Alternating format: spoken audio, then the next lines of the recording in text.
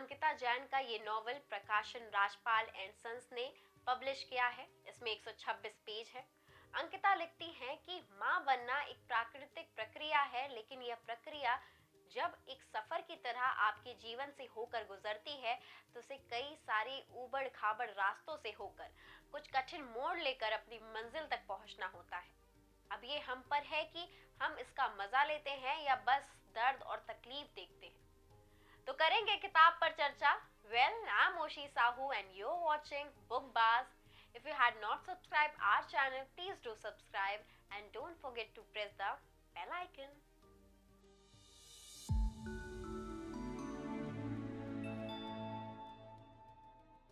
माँ बनना सिर्फ 9 महीने का शारीरिक श्रम नहीं है, मातृत्व से जुड़ा एहसास भी है जो किताब पढ़कर बेहद आसानी से समझा जा सकता है। किताब की सबसे अच्छी बात यह है कि इसमें माँ बनूं या नहीं की उलझन से लेकर गर्भावस्था से जुड़े अंधविश्वासों, डॉक्टर की अनकही बातें, गर्भपात, सी सेक्शन जैसे विषयों पर गंभीर चिंतन तो है ही, मन की बात भी है जो किताब को अंत देती है। पढ़ने पर आपको ये काफी हद तक स्वयं की आपबीती लगेगी। हालांकि किताब का कवर निराश करता है, इसे और भी बेहतर और आकर्षक बनाया जा सकता था। माँ बनने का एहसास हर लड़की के लिए दुनिया में सबसे अनमोल है।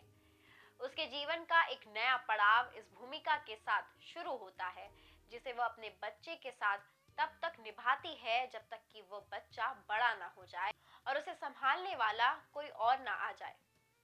लेकिन उससे भी पहले शुरुआती 9 महीने इस पूरे उपक्रम से कहीं अलग है।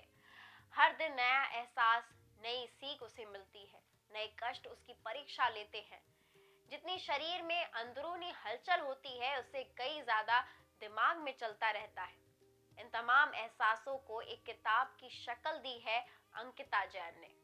अंकिता की नई किताब मैं से माँ तक एक अनुभव यात्रा है जो एक माँ के पूरे मातृत्व काल को बयां करती है।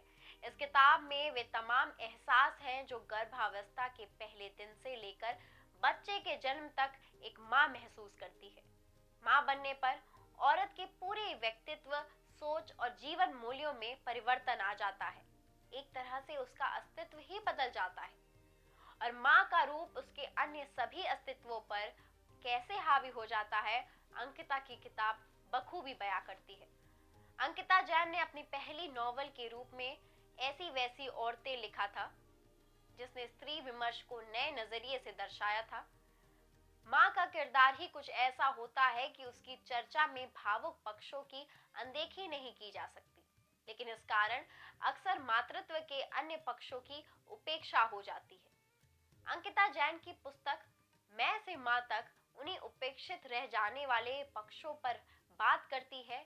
एक स्त्री के माँ बनने की यात्रा में मौजूद छोटे बड़े सभी पहलुओं की एक गंभीर प्रस्तुति है ये पुस्तक मैं से माँ तक में कुल 20 अध्याय हैं जिनमें आज की औरतों के मातृत्व संबंधी द्वंद्वों, गर्भावस्था के दौरान होने वाले शारीरिक मानसिक बदलावों, चिकित्सीय चुनौतियों, अंधविश्वासों, पारिवारिक सहयोग के महत्व जैसी तमाम बातों पर गहन चर्चा की गई है। इसमें गर्भ धारण करने से लेकर बच्चे को जन्म देने तक बतौर माँ एक स्त्री की यात्रा का वर्णन किया गया है, जिस दौरान मातृत्व की भावनात्मक पक्षों के साथ साथ उसके व्यवहारिक और तकनीकी पक्षों पर भी सविस्तार चर्चा होती है। आज के समय में आधुनिक और शिक्षित स्त्रियों की ही नहीं बल्कि पुरुषों के भी समक्ष शादी के बाद ये एक प्रश्न उपस्थित हो जाता है कि बच्चा कब करें। चूंकि स्त्रियों पर प्रजनन प्रक्रिया का अधिक भार होता है, इसलिए इस प्रश्न की चुनौती उनके लिए अधिक होती है।